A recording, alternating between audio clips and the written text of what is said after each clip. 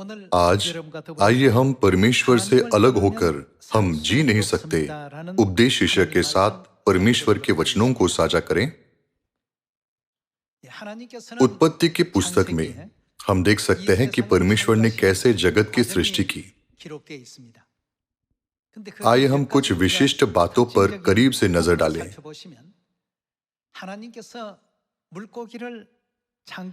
मछली बनाते हुए परमेश्वर ने किस ओर देखा? परमेश्वर ने कहा, जल जीवित प्राणियों से बहुत ही भर जाए। शुरुआत में जब परमेश्वर ने मछलियों को बनाया तो उन्होंने ये वचन जल से कहे। जब उन्होंने पेड़ बनाए तो क्या हुआ? उन्होंने किस ओर देखा? उन्होंने भूमि से बात की। पृथ्वी पर फलदायी वृक्ष उगे।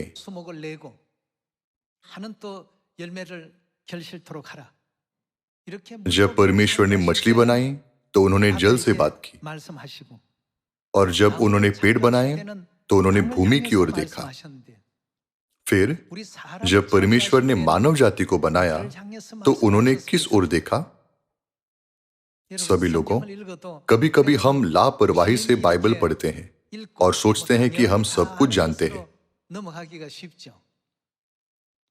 जब परमेश्वर ने मानव जाति को बनाया तो उन्होंने किसकी ओर देखा? एलोहिम परमेश्वर ने एक दूसरे की ओर देखा और उन्होंने कहा, हम मनुष्य को अपने स्वरूप के अनुसार अपनी समानता में बनाए, है ना? जब उन्होंने मानव जाति की सृष्टि की तो एलोहिम परमेश्वर ने केवल एक दूसरे को देखा, न कि भूमि या जल की ओर। पिता परमेश्वर और माता परमेश्वर ने एक दूसरे की ओर देखा। सभी लोगों, इसका एक महत्वपूर्ण अर्थ है। जब परमेश्वर ने मछली बनाई तो उन्होंने पानी की ओर देखा।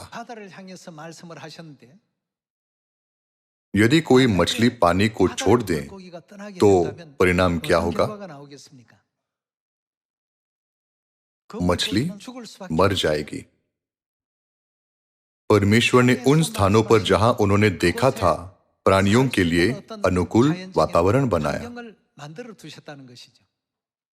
एक पेड़ का क्या होगा यदि उसे उखाड़ दिया जाए और वह भूमि से अलग हो? पेड़ कभी नहीं बचेगा, वह मर जाएगा। मछली जब पानी से अलग होती है तो मर जाती है और पेड़ भूमि से अलग होने पर मर जाता है। यदि हम इस प्रश्न के बारे में सोचते हैं, परमेश्वर ने किस ओर देखा और उन्होंने क्या कहा, तो हम समझ सकते हैं कि मानव जाति की सृष्टि करते समय एलोहिम परमेश्वर ने एक दूसरे को देखा। परमेश्वर ने कहा, हम मनुष्य को अपने स्वरूप के अनुसार बनाए और नर और नारी की सृष्टि की। कृपया याद रखें कि परमेश्वर ने एक दूसरे को देखा। मछली बनाते समय परमेश्वर ने जल की ओर देखा। पेड़ बनाते समय परमेश्वर ने भूमि की ओर देखा। तब मानव जाति की सृष्टि करते समय एलोहिम परमेश्वर ने एक दूसरे की ओर देखा। यह दिखाता है कि परमेश्वर हमारे लिए वही भूमिका निभाते हैं जो भूमिका भूमि पेड़ों के लिए और पानी मछलियों के लिए निभाती है। तब यदि हम परमेश्वर से अलग हों तो हमारा क्या होगा? हम जी नहीं सकते। एक पेड़ भूमि से अलग होकर नहीं जी सकता और एक मछली पानी से अलग होकर नहीं जी सकती। यह परमेश्वर की सृष्टि है। उसी तरह क्या मानव जाति परमेश्वर से अलग होकर जी सकती है? इसका मतलब है कि मानव जाति कभी भी परमेश्वर के बिना नहीं जी सकती। अतः चूंकि जीवन पिता परमेश्वर और माता परमेश्वर में मौजूद हो सकता है, इसलिए हमें उनसे जुड़े रहना चाहिए। सभी लोगों, कृपया आज उत्पत्ति में सृष्टि का इतिहास पढ़िए। यह वास्तव में अद्भुत है। परमेश्वर ने किस ओर देखा? परमेश्वर ने मछलियों के लिए एक घर, पेड़ों के लिए एक घर और मानव जाति के लिए एक घर बनाया। लेकिन क्या होगा यदि जीव अपने घरों को छोड़ दें? मृत्यु की दुनिया उनका इंतजार कर रही है। इसलिए मानव जाति परमेश्वर से अलग होकर नहीं जी सकती। हम कितने आनंदित और खुश हैं कि हम परमेश्वर में रहते हैं। आज आइए हम बाइबल के द्वारा इसकी पुष्टि करें। सबसे पहले आइए हम यूहन्ना रचित सुसमाचार अध्याय 15 वचन 5 में यीशु की शिक्षा पर एक नजर डालें। यूहन्ना अध्याय 15 आयत 5। मैं दाखलता हूं, तुम डालियां हो। जो मुझ में बना रहता है और मैं उसमें, वह बहुत फल फलता है, क्योंकि मुझसे अलग होकर, जब हम परमेश्वर से अलग होते हैं तो हमारे साथ क्या होता है? तुम कुछ भी नहीं कर सकते। परमेश्वर से अलग होकर कोई आनंद नहीं है, यह व्यर्थ है। सब कुछ क्षणभंगुर है और आनंद केवल अस्थायी है। भले ही हम जो चाहते हैं उसे प्राप्त कर ले, लेकिन वह खुशी जारी नहीं रह सकती। परमेश्वर ने कहा, मुझसे अलग होकर तुम कुछ भी नहीं कर सकते। यह परमेश्वर की योजना थी जब उन्होंने मानव जाति को बनाया। परमेश्वर ने मानव जाति को ऐसे प्राणियों के रूप में बनाया जो उनसे अलग होकर नहीं जी सकते। फिर भी लोग अज्ञानतापूर्वक दावा करते हैं कोई परमेश्वर नहीं है, यह कहते हुए अपने बारे में डींग मारते हैं, परमेश्वर पर विश्वास करने के बजाय मेरी शक्ति पर विश्वास करो।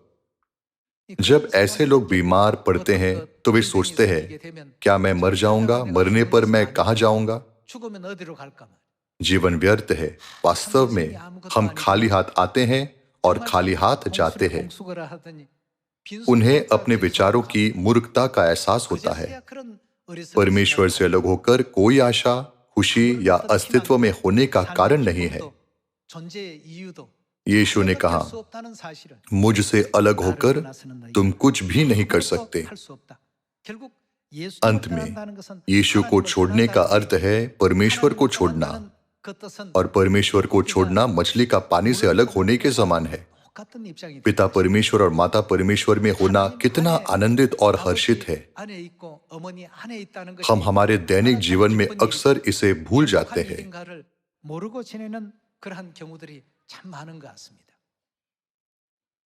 जब परमेश्वर ने आकाश और पृथ्वी की सृष्टि की तो उन्होंने ऐसी परिस्थितियां निर्धारित की जिनमें मानव जाति सबसे अधिक खुशी का आनंद ले सकती है और अपना जीवन बनाए रख सकती है। आइए हम पुष्टि करें कि परमेश्वर के साथ रहकर मानव जाति खुश रह सकती है और कृतज्ञता से भरा जीवन जी सकती है। आइए हम व्यवस्था विवरण अध्याय 7 पर एक नजर डालें।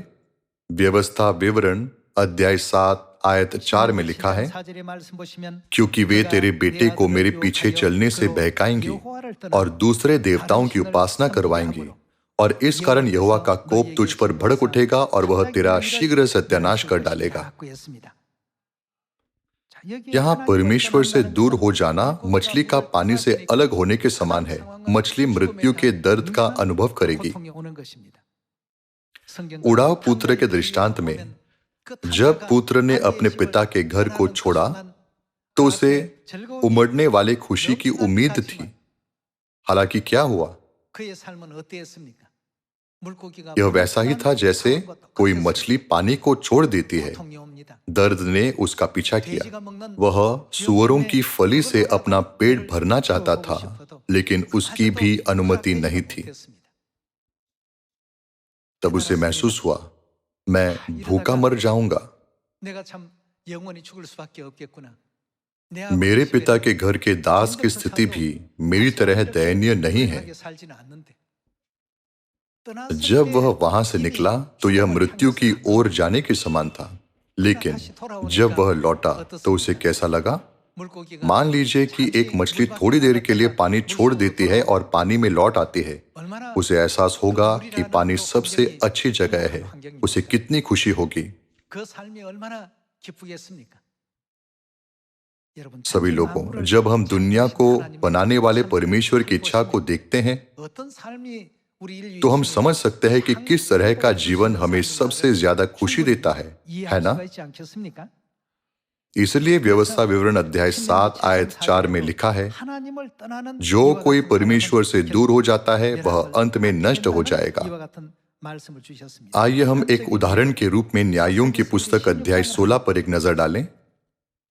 न्यायों अध्याय 16 में शिमशोन और दलीला की कहानी दर्ज की गई है।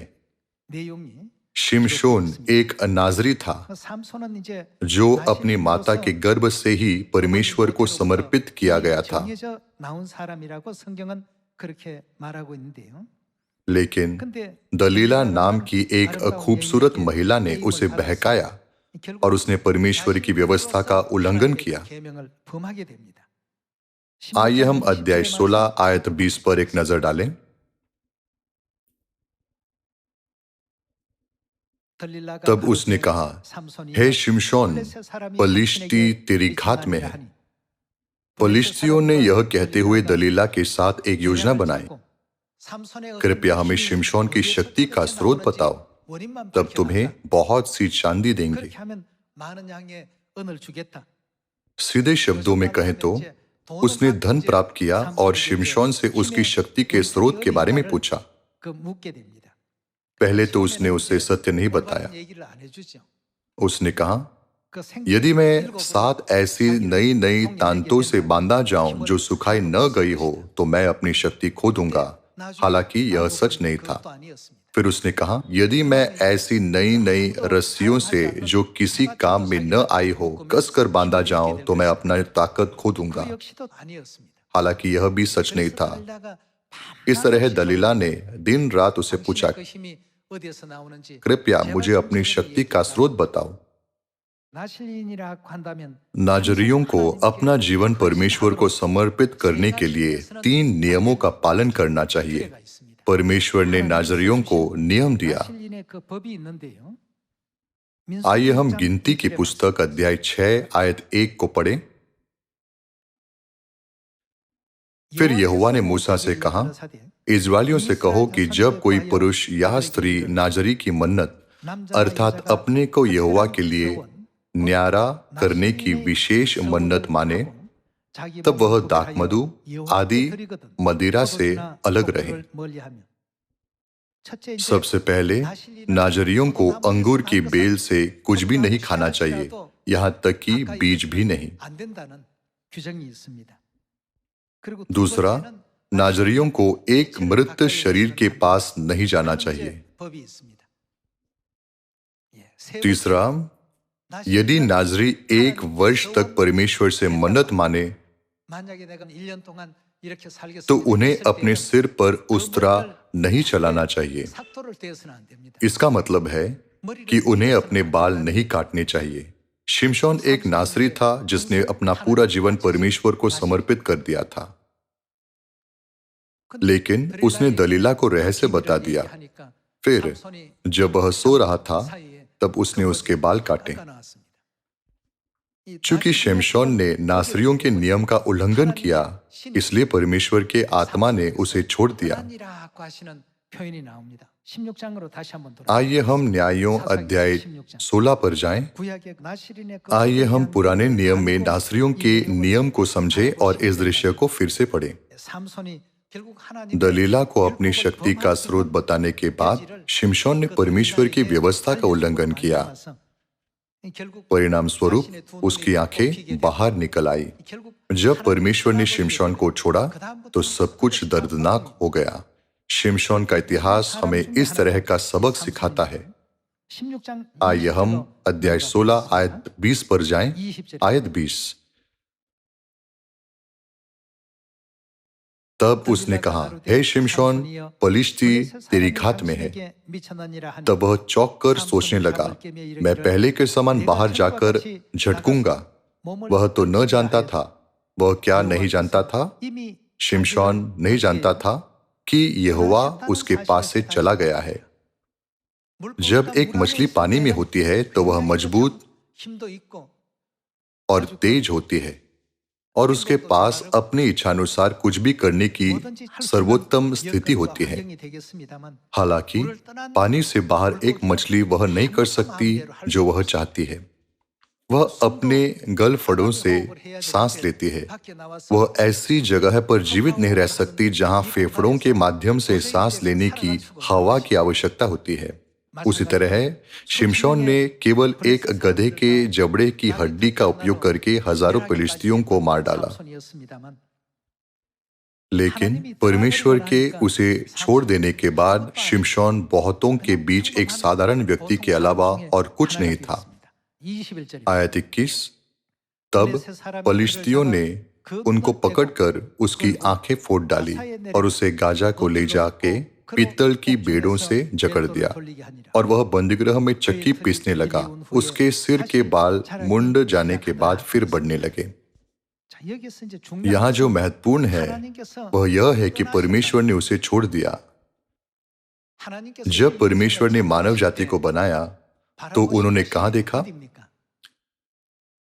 क्या एलोहिम परमेश्वर ने एक दूसरे को नहीं देखा? जब परमेश्वर ने मछली बनाए तो उन्होंने पानी की ओर देखा। जब उन्होंने पेड़ बनाए तो उन्होंने भूमि की ओर देखा। एक पेड़ के लिए सबसे खुशी का क्षण तब होता है जब उसकी जड़ें जमीन में होती है। उखाड़ा गया पेड़ दर्द में होता है। आखिरकार जैसे जैसे समय बीतता है पेड़ मर जाता है। हमारे साथ भी ऐसा ही है। कृपया शिमशोन या यहूदा इस्करियोती के बारे में सोचिए। जो कोई भी परमेश्वर से अलग होता है वह उस मछली के समान है जो पानी छोड़ देती है। वे एक पल के लिए सांस ले सकते हैं लेकिन यह लंबे समय तक नहीं रह सकता। दर्द बदतर हो जाएगा। सभी लोगों, जब परमेश्वर ने हमें बनाया तो पिता और माता ने यह कहते हुए एक दूसरे की ओर देखा, हम मनुष्य को अपने स्वरूप के अनुसार बनाएं। चूंकि एलोहिम परमेश्वर ने एक दूसरे को देखा तो हमारे लिए सबसे अच्छा वातावरण क्या है? वह परमेश्वर है। मानव जाति की सृष्टि करते समय एलोहिम परमेश्वर ने एक दूसरे की ओर देखा। इसलिए हमें परमेश्वर को कभी नहीं छोड़ना चाहिए। मैं परमेश्वर को छोड़कर खुशी से जीऊंगा। मैं संसार में जाऊंगा और आनंद मनाऊंगा। वास्तव में यह उस तरह से कभी नहीं होता। इसलिए बाइबल के वचन सत्य है। चूंकि इन वचनों के अनुसार सभी चीजें पूरी होगी, इसलिए हमें हमेशा परमेश्वर में आनंदित होना चाहिए और परमेश्वर को धन्यवाद देना चाहिए।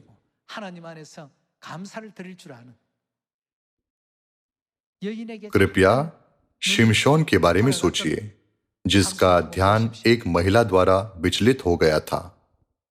उसने उसे बताया कि परमेश्वर के नियम को कैसे तोड़ना है। तुम्हारे सिर पर कोई उस तरह नहीं चलना चाहिए। परिणाम स्वरूप उसके बाल मुंडवाए गए और उसकी आंखें निकाल दी गई। वह दयनीय हो गया। जब परमेश्वर उसके साथ थे तो वह इतना शक्तिशाली था कि कोई अन्य योद्धा उसके खिलाफ खड़ा नहीं हो सकता था। लेकिन क्या हुआ जब परमेश्वर के आत्मा ने उसे छोड़ दिया? वह शून्य बन गया। हमें परमेश्वर में बने रहना चाहिए। आइए हम महसूस करें कि वह क्षण जब हम परमेश्वर और उनकी आज्ञाओं में बने रहते हैं वह हमारे लिए सबसे आशीषित समय होता है। आइए हम पहला शमूएल अध्याय 16 आयत 1 पर एक नजर डालें।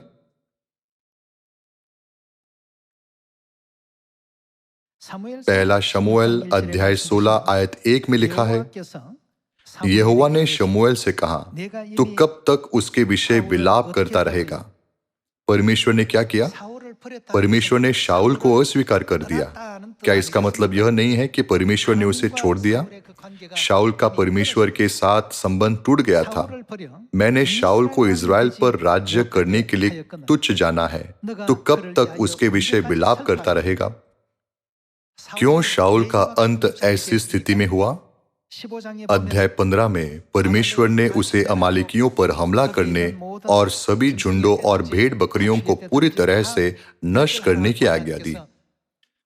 लेकिन उसने केवल परमेश्वर की आधी इच्छा को कार्य में लाया और अपने स्वयं के विचारों के अनुसार बाकी आधी इच्छा की अवज्ञा की।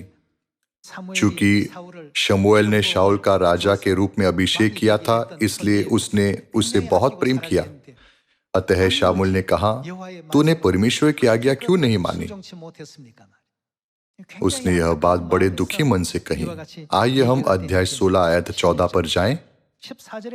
आयत 14 में लिखा है, यहोवा का आत्मा शाऊल पर से क्या हो गया? उठ गया। और तब क्या हुआ? यहोवा की ओर से एक दुष्ट आत्मा उसे घबराने लगा। हर रात वह दुष्ट आत्माओं से तड़पता था और अपने मन को नियंत्रित नहीं कर पाता था। दाऊद द्वारा गोलियात को मारने के बाद इजरायली सेना ने जय जयकार करते हुए यरूशलेम में प्रवेश किया। तब बहुत सी स्त्रियों ने गाया, शाऊल ने हजारों को और दाऊद ने लाखों को मारा है। चूंकि शाऊल की तुलना में दाऊद की अधिक प्रशंसा हुई, इसलिए शाऊल ने दाऊद को तुच्छ जाना।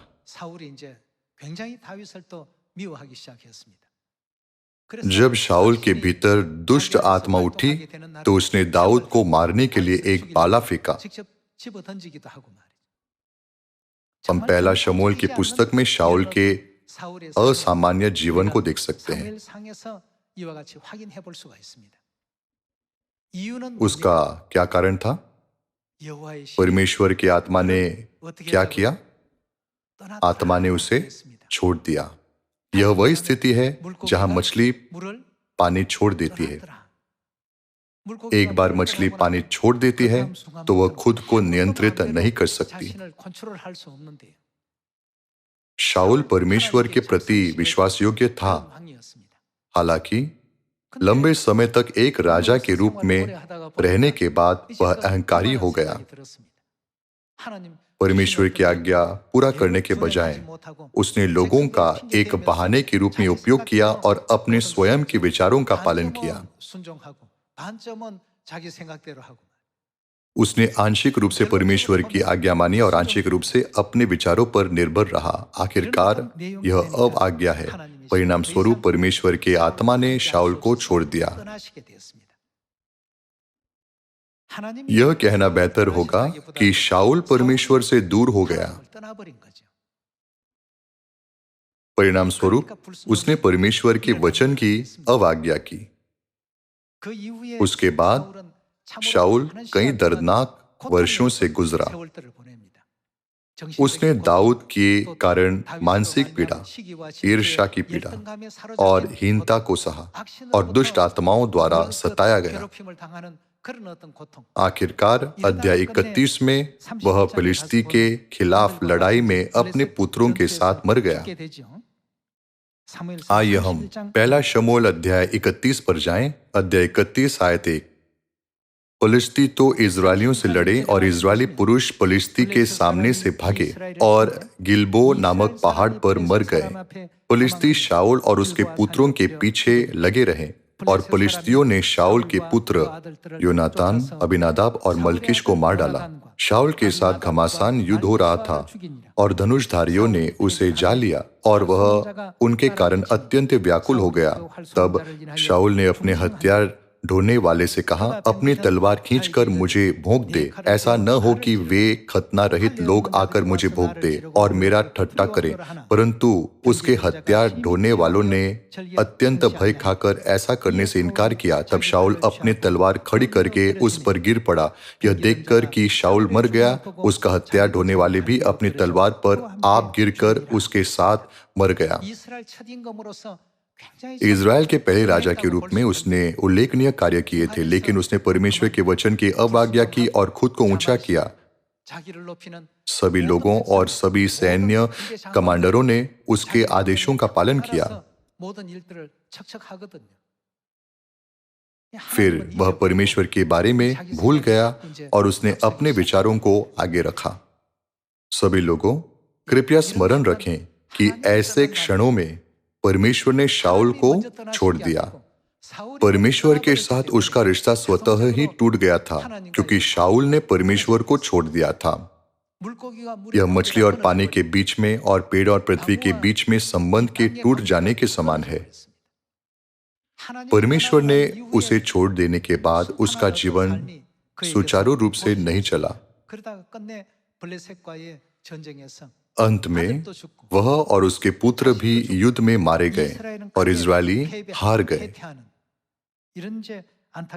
शाऊल ने इस दुखद अंत का सामना किया। यह इतिहास बाइबल में क्यों लिखा गया है? यह एक छाया है जो आपको सिखाने के लिए लिखा गया है, अतः आपको उनके जैसा नहीं बनना चाहिए। ऐसे गलत उदाहरणों का पालन न करें। आपको परमेश्वर से कभी अलग नहीं होना चाहिए। सभी लोगों, प्रथम चर्च के समय में पैर धोने की विधि के दौरान पतरस ने बड़े महत्व के साथ कहा, गुरु, आपको मेरे पैर कभी नहीं धोने चाहिए। मुझे तो आपके पैरों को धोना चाहिए। कैसे मैं आपसे, सृष्टिकर्ता परमेश्वर से, अपने पैर धोने के लिए कहने की हिम्मत कर सकता हूं? मैं ऐसा कभी नहीं कर सकता। यीशु ने उत्तर दिया, पतरस, क्या ऐसी बात है? यदि तुम मुझे अपने पैर धोने नहीं दोगे तो मेरे साथ तुम्हारा कुछ भी साझा नहीं होगा। पतरस चौंक गया। हे प्रभु, यदि ऐसा है तो कृपया मेरे हाथ और सिर भी धो दें। सभी लोगों, हमें कभी भी परमेश्वर से दूर नहीं होना चाहिए। पहला शमूएल की पुस्तक में लिखी शाऊल की कहानी में शाऊल तब बुद्धिमान था जब परमेश्वर उसके साथ थे। वह प्रतिभाशाली था। उसने परमेश्वर के नियमों का पालन किया। उसका सब कुछ अनुग्रह से भरा था। लेकिन उसने परमेश्वर के वचन की अवज्ञा करना शुरू कर दिया। एक समय पर उसने परमेश्वर के महत्वपूर्ण निर्देशों का पालन नहीं किया। आखिरकार जैसे ही शाऊल परमेश्वर से दूर हो गया, उसने दर्द और पीड़ा का अनुभव किया। चूंकि जमीन पर हिरण, खिलते फूल और चमकीले तारे हैं, इसलिए मछलियां यह सोचकर पानी से बाहर निकल जाती है, चलो जमीन पर चलते हैं। उस क्षण से वे मृत्यु तक पीड़ित होते हैं। जब परमेश्वर हमें आज्ञा देते हैं, मुझे कभी न छोड़ो, तो ऐसा इसलिए नहीं है क्योंकि वह हमारे साथ सेवकों के रूप में व्यवहार करना चाहता है। जैसा कि मैंने आज आपको बताया, यह सिद्धांत सृष्टि के प्रयोजन में निहित है। जब हम परमेश्वर में होते हैं तो हम खुश रह सकते हैं। हमें कभी भी परमेश्वर से दूर नहीं होना चाहिए। हमें हमारे पिता और माता को कभी नहीं छोड़ना चाहिए। आइए हम व्यवस्था विवरण अध्याय 13 के साथ जारी रखें। अध्याय 13 आयत 1 में यह कहता है, यदि तेरे बीच कोई भविष्यवक्ता या स्वप्न देखने वाला प्रकट होकर तुझे कोई चिन्ह या चमत्कार दिखाए, और जिस चिन्ह या चमत्कार को प्रमाण ठहराकर वह तुझसे कहे, आओ हम पराये देवताओं के अनुयायी होकर जिनसे तुम अब तक अनजान रहे उनकी पूजा करें, तब तुम उस भविष्यवक्ता या स्वप्न देखने वाले के वचन पर कभी कान न धरना, क्योंकि तुम्हारा परमेश्वर यहोवा तुम्हारी परीक्षा लेगा, जिससे यह जान ले कि ये मुझसे अपने सारे मन और सारे प्राण के साथ प्रेम रखते हैं या नहीं। तुम अपने परमेश्वर यहोवा के पीछे चलना और उसका भय मानना और उसकी आज्ञाओं पर चलना और उसका वचन मानना और उसकी सेवा करना और उसी से लिपटे रहना। और ऐसा भविष्यवक्ता या स्वप्न देखने वाला पुराने नियम के समय में परमेश्वर ने ऐसी सख्त आज्ञा दी थी। आइए हम इसका कारण देखें। वे क्या बहका रहे थे? जो तुमको तुम्हारे उस परमेश्वर यहोवा से फेर के, जिसने तुमको मिस्र देश से निकाला और दासत्व के कर्ज से छुड़ाया है, तेरे उस परमेश्वर यहोवा के मार्ग से बहकाने की बात कहने वाला ठहरा। इस कारण वह मार डाला जाए।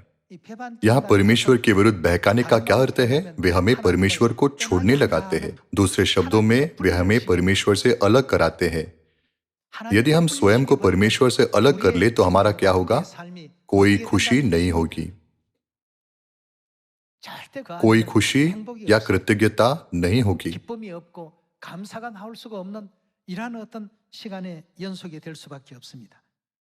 그래서 इसलिए परमेश्वर ने कहा, 너희 하나님 여호와를 ऐसा 기만히 भविष्यवक्ता या स्वप्न 너희 देखने 하나님 वाला 여호와께서 तेरे उसी 너희 परमेश्वर यहोवा के 하나님 मार्ग से 하시고 बहकाने की बात 너를 कहने वाला ठहरे। 떼어내려고 말하였습니다. इस रीति से तू अपने बीच में से ऐसी बुराई को दूर कर देना। दूसरों को परमेश्वर से दूर करना एक अत्यंत गंभीर पाप है। 하나님에게서 떨어지게 하는 것. मुझे उन्हें परमेश्वर के वचनों से अधिक अपने वचनों को सुनाना चाहिए। 듣게 만들어야지. यह एक खतरनाक विचार है। 한 일입니다. 우리가 यदि हम सियोन के अपने भाइयों और बहनों से 이 प्रेम 시온의 करते हैं 형제자매들이 तो हमें उन्हें कहाँ रहने देना चाहिए? हमारे लिए सबसे अच्छा जगह कहाँ है? मान लीजिए कि आपके पास अपनी प्यारी मछली है। भले ही आप पानी से बाहर उनके साथ खेलना चाहे, लेकिन क्या आप उन्हें बाहर निकालेंगे? यदि आप उनसे प्यार करते हैं तो आपको उन्हें पानी में रहने देना चाहिए। उसी तरह हमें सियोन में अपने सभी स्वर्गीय परिवार के सदस्यों को परमेश्वर की ओर देखने देना चाहिए। यदि परमेश्वर और उनके रिश्ते में जरा भी फासला है और वे परमेश्वर के बजाय लोगों पर भरोसा करने या उनका पालन करने लगते हैं तो बहुत बड़ा दुर्भाग्य होगा। हम तब खुश हो सकते हैं जब हमारा जीवन परमेश्वर में हो, जो जीवन का स्रोत है। इसलिए यीशु इस पृथ्वी पर आए और कहा, मुझसे अलग होकर तुम कुछ भी नहीं कर सकते, है ना? परमेश्वर से अलग होकर ऐसा कुछ भी नहीं है जिसे हम ठीक से पूरा कर सकें। सच्ची खुशी हमारे पास कभी नहीं आएगी। इसलिए व्यवस्था विवरण अध्याय 13 में लिखा है कि हमें उस नबी को अस्वीकार करना चाहिए जो हमें परमेश्वर से दूर करने की कोशिश करता है।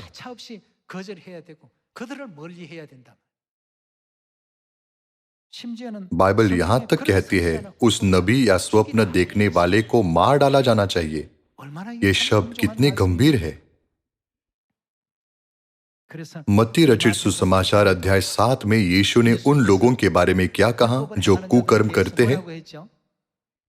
मैंने तुम्हें कभी नहीं जाना, ऐ कुकर्म करने वालों, मेरे पास से चले जाओ।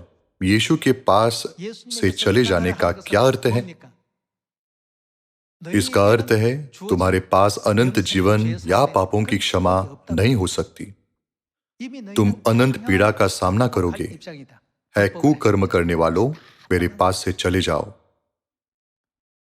सभी लोगों, यीशु के वचन मेरे पास से चले जाओ के बारे में सोचिए। हमें इससे डरना चाहिए जैसे पतरस डरा था, लेकिन जो अपरिपक्व है वे आसानी से उन्हें छोड़ देते हैं। यह वास्तव में मूर्खतापूर्ण है। हमें कभी भी परमेश्वर से दूर नहीं होना चाहिए। मानव जीवन में सबसे खुशी के क्षण तब होते हैं जब हम परमेश्वर में होते हैं। कुछ सदस्य सांसारिक चीजों के कारण चर्च छोड़ देते हैं और बाद में लौट आते हैं। उन्होंने आकर कहा, मुझे एहसास हुआ कि जब मैं पिता और माता के मार्गदर्शन में सियोन में था तो मैं बहुत खुश था। मैं अक्सर खोई हुई भेड़ से यह सुनता हूं। अतः हमें परमेश्वर के आलिंगन में रहना चाहिए। वह परमेश्वर कौन है जिनके साथ हमें रहना चाहिए? आइए हम पिता परमेश्वर और माता परमेश्वर में वास करें। आइए हम प्रकाशित वाक्य अध्याय 22 आयत 17 पढ़ें। आत्मा और दुल्हन दोनों कहती है आ, और सुनने वाला भी कहे आ। जो प्यासा हो वह आए, और जो कोई चाहे वह जीवन का जल सेतमेत ले।